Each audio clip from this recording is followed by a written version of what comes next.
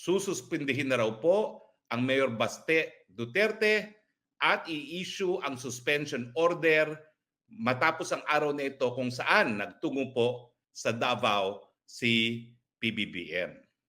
Sususpindihin po nila ang ating Mayor Baste Duterte.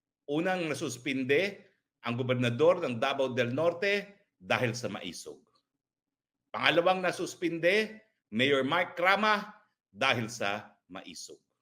At ngayon naman, siyempre dahil rockstar ang Mayor Baste Duterte sa lahat ng maisog rally at siya po talaga ay mainstay ng maisog rallies, Mayor Baste Duterte ang isususpinde. Yan po yung mensahe sa lahat ng mga tagasunod ng mga Duterte. Tapos na ang inyong termino, suspendido na kayo, kami na ngayon ang naghahari sa bansang ito.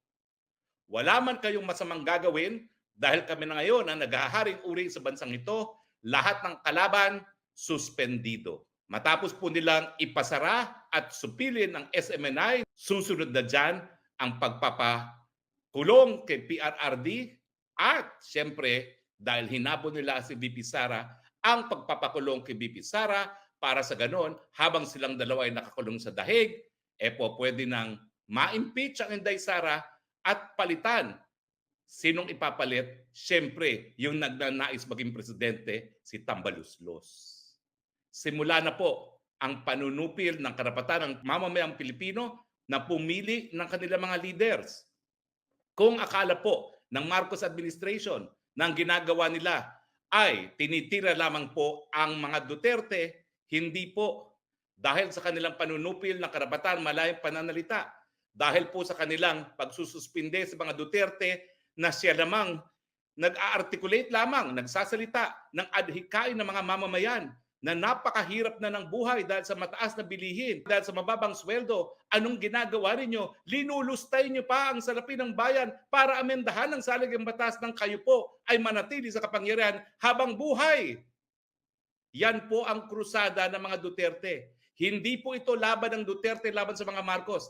Ito po ay laban ng sambayan ng Pilipino, laban sa pamilyang Marcos na talaga namang pong inuulit ang ating kasaysayan at magpapasasa sa pwesto habang buhay dahil ang nais nila bumalik ang good old days. At ngayon nakikita naman natin lantaran ng nakawan sa gobyerno, lantaran ng smuggling, lantaran na rin po ang cronyism. Sigaw ng marami, itong Marcos Jr. adiktadura. Hindi lang po talaga korupsyon ang problema, hindi lang po cronyism ang problema sa Marcos Jr. gaya na naging problema ng Marcos Sr. Meron pa pong isa, yung suspecha ng marami na siya po ay adik. Suspecha nga lang po yan, pero ano magagawa natin? Wala pong denial. Di ba po, kapag ikaw'y pinaratangan, dapat mag-deny ka at magpatunay, magbigay ng patunay. Yan lang naman pong hinihingi natin. Magkaroon po ng drug test na hair follicle dahil yan po talaga walang kaduda-dudang basihan kung ikaw ay gumagamit ng pinagbabawal na gamot. Bukod pa sa korupsyon, bukod pa sa pag-abuso sa kapangyarihan, panunupil ng karapatan, bukod pa doon sa pagbabagoy sa ating saligang batas. Ngayon po, nandiyan pa ang pagdududa na baka wala siya sa tamang isipin na kinakaladkad tayo sa gera kung saan napakadaming Pilipino po pwedeng mamatay dahil ang gera po ngayon hindi na po barel at bala lamang, nuclear na. Bagamat yan po ay puro problema, ang nais nila walang pupula. Lahat sasambahin ang makapangyarihang pangalan ng Marcos.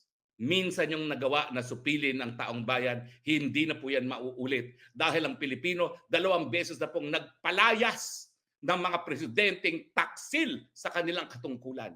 Ang buong akala natin, gagamitin niya itong pangalawang pagkakataon na binigay sa kanila ng taong bayan para linisin ang kanilang pangalan. Hindi pala. Ginamit lang nila itong pagkakataon nito para ulitin muli ang kasaysayan na nagpapasasa sa pwesto, nagpapayaman at baliwala ang paghihirap ng sambayanang Pilipino. Maghusga na po tayong lahat. Simulan po natin sa pamamagitan ng pagpapahiwatig na tayo po ay maninindigan sa ating karapatan para sisantahin ang presidente na hindi na po tapat sa kanyang sinumpaang katungkulan. Gagawin po natin to sa mapayapang mga pamamaraan. Tuwing 6:00 ng gabi, tayo po ay magsindi ng kandila sa labas ng ating mga tahanan. Sabihin po natin sa ating mga kapitbahay nang ang buong bayan po pagsapit ng dilim ay magkaroon po ng liwanag. Hindi po tayo gagamit ng puwersa dahil hindi po tayo gaya ng mga teroristang CPP-NPA. Magpapahiwatig po tayo ng ating damdamin, magpapahiwatig po tayo ng ating husga kung siya'y mananatili o aalis sa mga mapapayapang pamamaraan. At yang pong pagsisindi ng kandila tuwing 6:00 ng gabi, isa lang po yan sa mga pamamaraan na ipaparating natin ang damdamin ng taong bayan hanggang sila po ay mabingi sa ating husga. Tama na, sobra na.